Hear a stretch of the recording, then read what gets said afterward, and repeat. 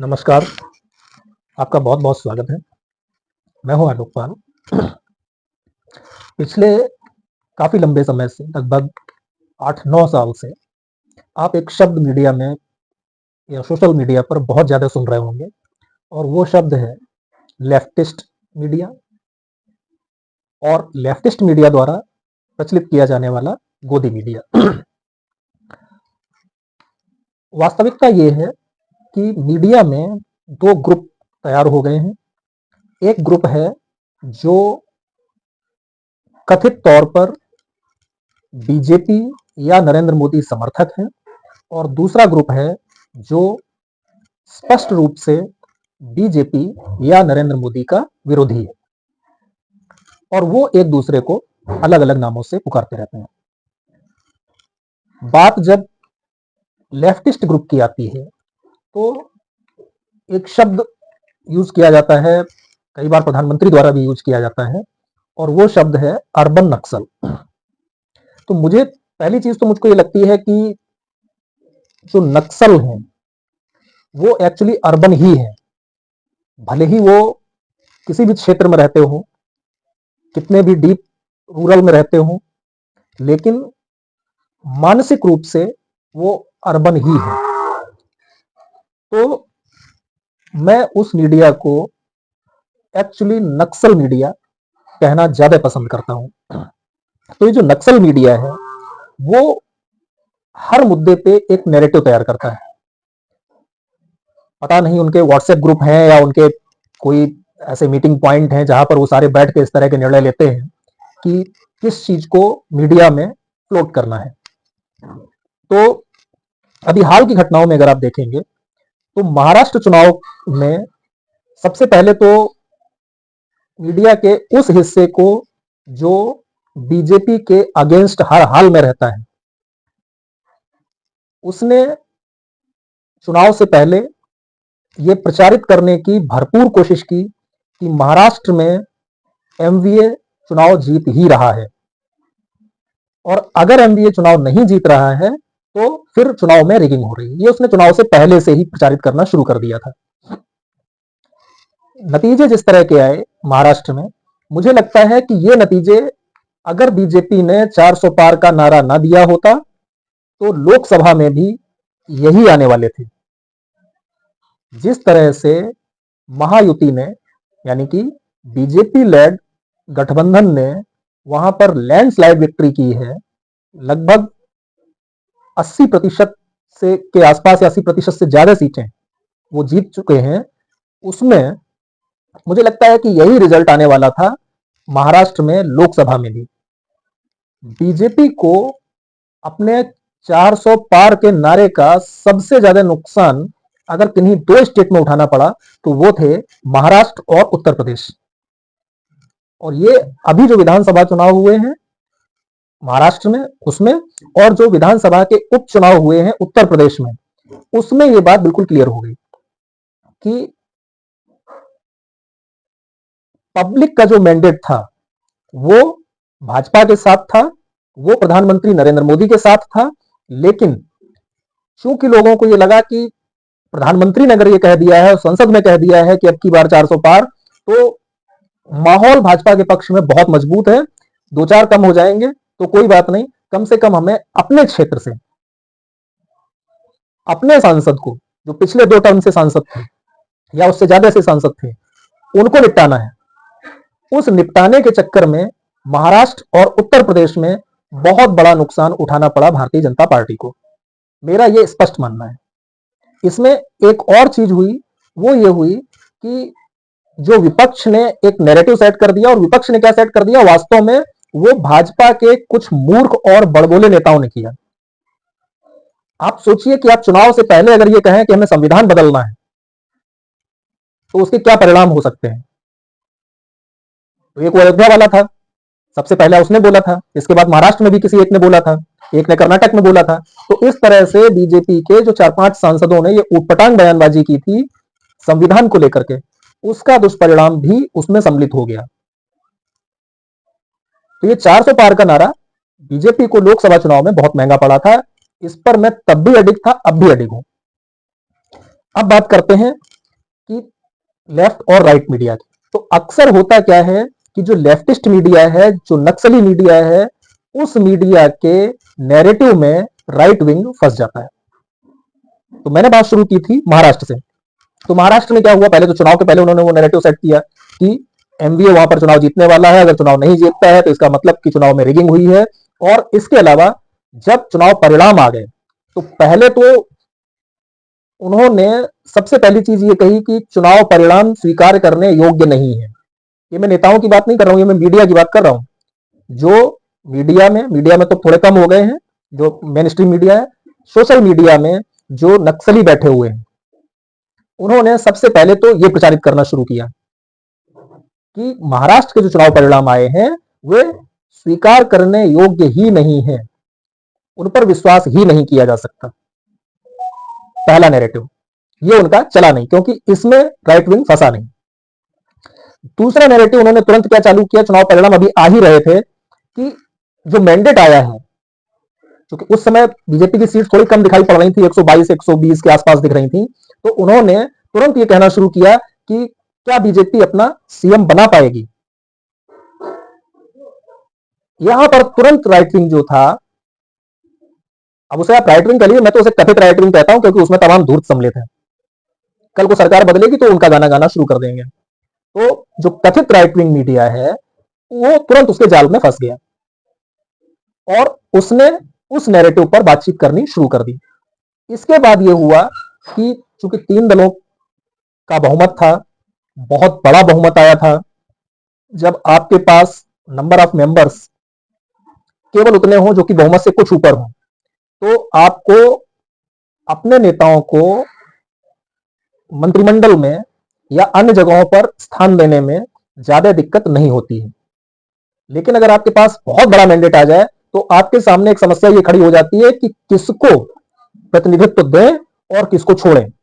बहुत सारे बड़े नेता आपके पास होते हैं जिनको आप नहीं छोड़ सकते, लेकिन उस राज्य के कुछ कास्ट कॉम्बिनेशन होते हैं, कुछ भौगोलिक परिस्थितियां होती हैं, कुछ राजनीतिक परिस्थितियां होती हैं जिनमें आप कुछ को बहुत चाहते हुए भी नहीं ले सकते और कुछ को ना चाहते हुए भी आपको लेना पड़ता है।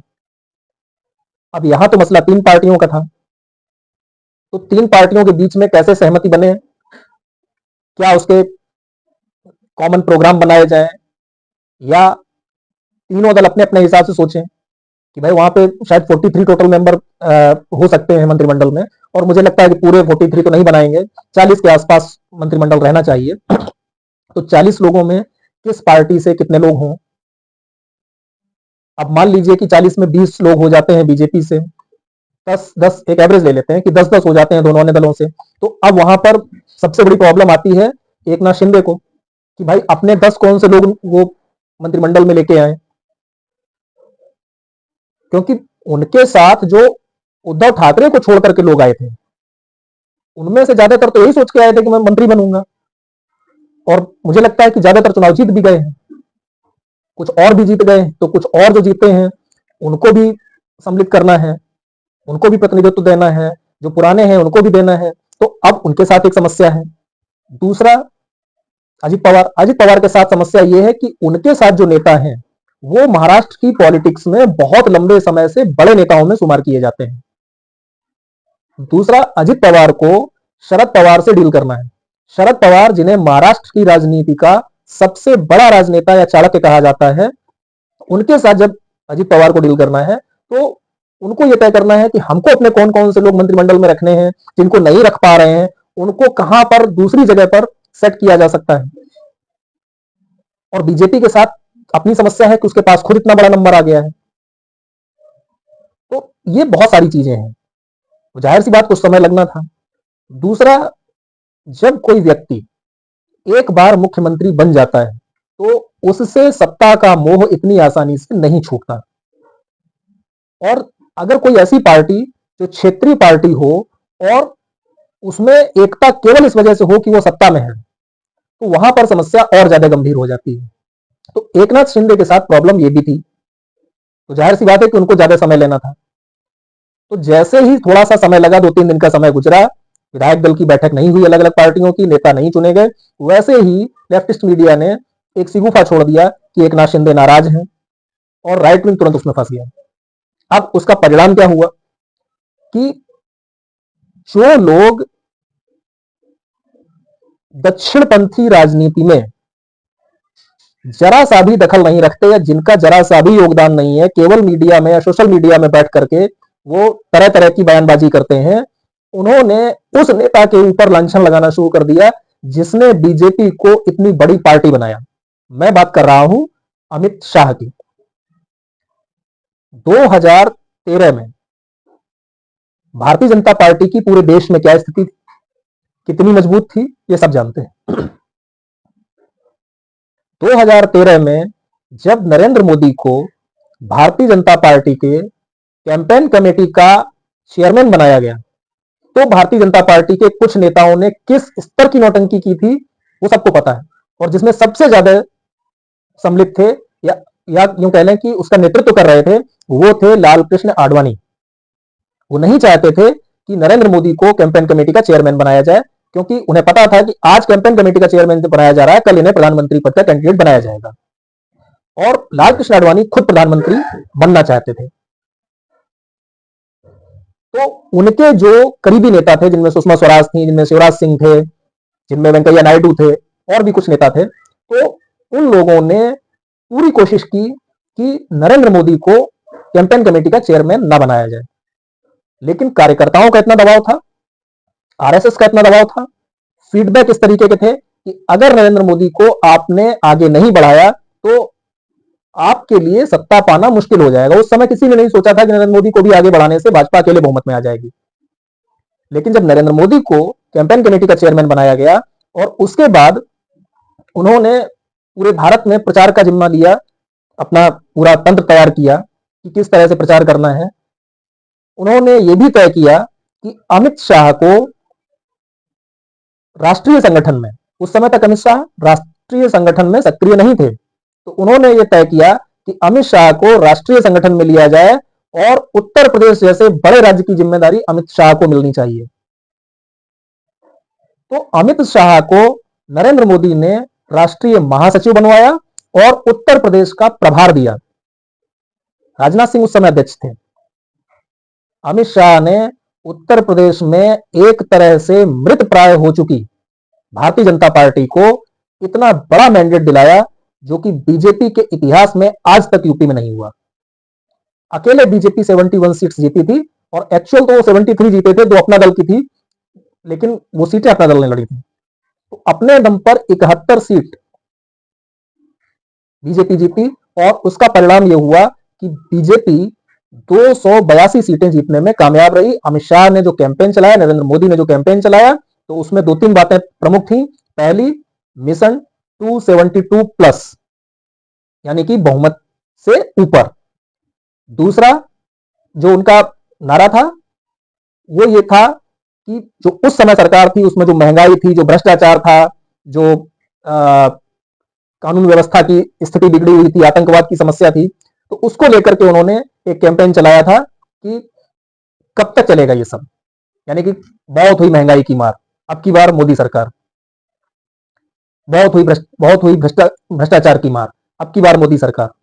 इस तरह के जो उन्होंने नारे दिए थे, वो उस अमित शाह को, जिसने बाद में पार्टी का राष्ट्रीय अध्यक्ष बनकर पार्टी को देश की, और देश की क्या बल्कि दुनिया की सबसे बड़ी पार्टी बना दिया, पूरे भारत में हर जगह राजनीतिक रूप से भारतीय जनता पार्टी को सक्रिय कर दिया, मजबूत कर दिया। पूर्वोत्तर में भारतीय जनता पार्टी को कोई जानता तक नहीं था। वहां पर लगभग सभी राज्यों में भारतीय जनता पार्टी का दखल हो गया, तो सरकारें हो गई या सरकारों में हिस्सेदारी हो गई। उड़ीसा जैसे राज्य में बीजेपी मजबूत हो गई, आज की तारीख में वहां सत्ता में है।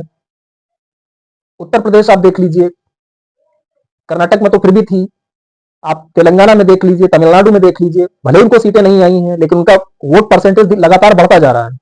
आप केरल में देख लीजिए, केरल में भी स्थिति ये हो गई है कि आने वाले समय में वहां पर राज कौन करेगा, कांग्रेस लेड गठबंधन राज करेगा या सीपीएम लेड गठबंधन वहां पर राज करेगा, इसको लेकर के एक झगड़ा हो सकता है, लेकिन मुख्य विपक्षी दल कौन होगा उसमें कोई झगड़ा नहीं है। तो बीजेपी वहां पर केरल जैसे राज्य में उस अमित शाह को, ये बिल्कुल अजीब से लोग, जिनको अगर राजनीति करने को कह दिया जाए तो 4 गांव की राजनीति नहीं कर सकते हैं, उन्होंने उनको गरियाना शुरू कर दिया।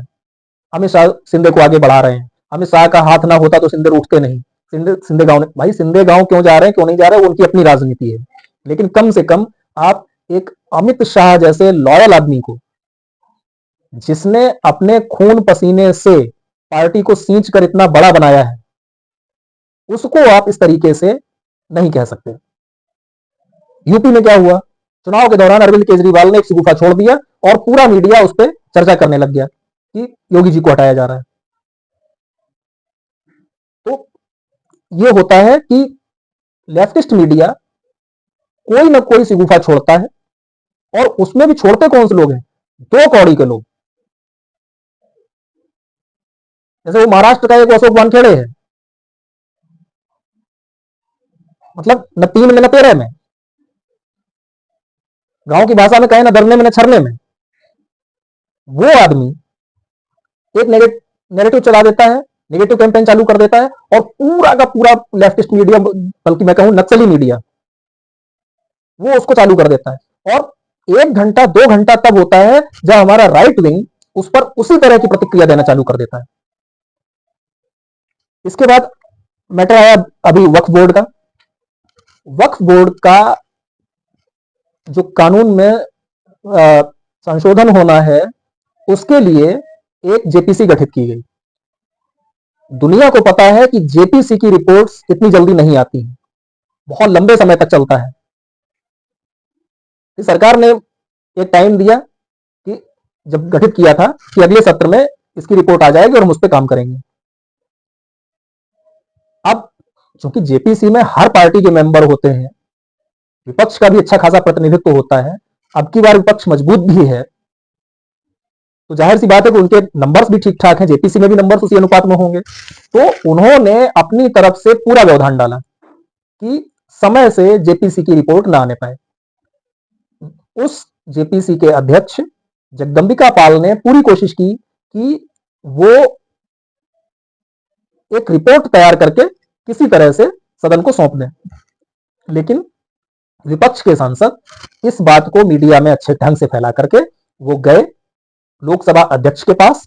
उन्होंने उनसे कहा कि भाई अभी बहुत सारे लोग जो है वो अपनी बात रखना चाहते हैं, बहुत से लोगों से अभी हम लोग मिलना चाहते हैं, बहुत जगह का हमको भी दौरा करना है, तो इसका समय बढ़ा दिया गया। मुझे यह समझ नहीं आता कि जो कानून 1991 या 92 से चल रहा है, उस कानून को लेकर के अब इतना उतावलापन क्या है कि अगर वो 4 महीने 6 महीने और चल जाएगा तो बहुत कुछ बिगड़ जाएगा। 2013 में आप कहां मर गए थे, जब कांग्रेस सरकार ने इतने ज्यादा पावर दे दिए थे, बल्कि 2011 में इतने ज्यादा पावर दे दिए थे इस कमेटी को, तब आपने कोई कैंपेन नहीं चलाया। और आज केवल एक समय बढ़ा दिया 4 महीने का, तो आप इतने उतावले हुए जा रहे हो कि अरे ये क्या कर दिया। अरे भाई उनको भी अपने मन का कर लेने दो। उनका कहना है कि कई राज्यों में हमको जाना है, वहां से लोगों की रिपोर्ट लेनी है, जाओ हुआ हो जाके। ऐसा तो है नहीं कि 4 महीने वो कोई पूरे देश पे कब्जा कर लेंगे। अब उसका नैरेटिव क्या चलाया गया कि नीतीश कुमार और चंद्रबाबू नायडू के दबाव में उसको बढ़ा दिया गया।